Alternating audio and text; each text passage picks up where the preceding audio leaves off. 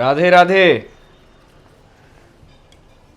देवर्षि, कैसे हैं आप गुरुवर? सब कुशल मंगल तो है? शरीर और मन दोनों से स्वस्थ है ना? आपका युद्ध वाला इतिहास तो ज्ञान और धर्म का दर्शन बन चुका है, और आपके शिष्य आपके बताए दर्शन शास्त्र का प्रचार भी बहुत कर रहे हैं।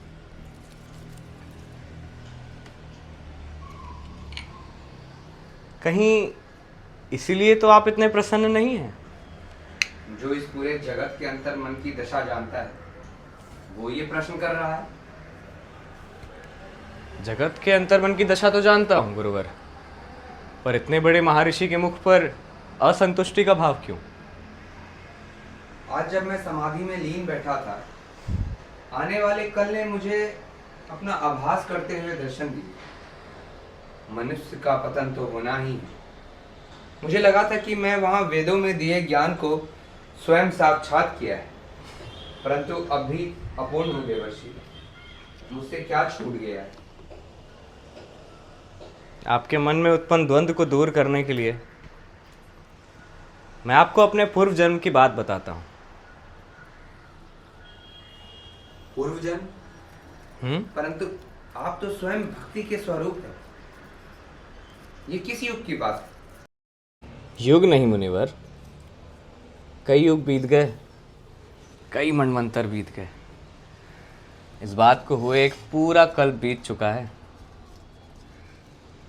मैं अपने पूर्व जन्म में अपनी माँ के साथ रहता था।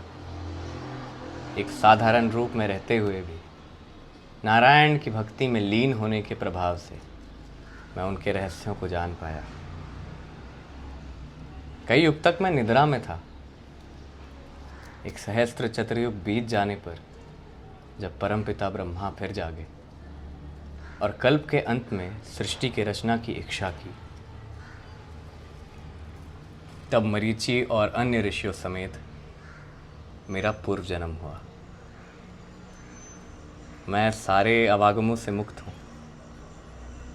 नारायण की कृपा से मैं अपने इच्छा अनुसार तीनों लोक में विचरण कर सकता हूँ।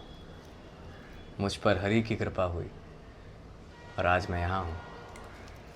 ये सुनकर मैं धन्य हो गया देवर्षि। आपने सारे पूर्व कार्यों में देवताओं की कीर्तियों को, उनके यश को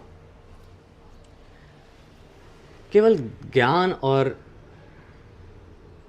धर्म के दर्शन से लिखा है, पर अब समय आ गया है कि मनुष्य के कल्याण के लिए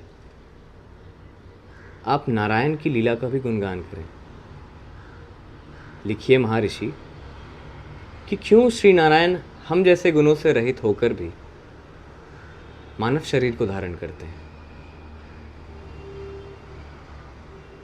प्रेम और भक्ति से गुणगान करने पे आप वो संतुष्टि को पाएंगे जिसकी तलाश में आपका मन बेचैन हो रहा है। जैसा आप कहें गुरुदेव, आपका बहुत बहुत आभार। राधे राधे।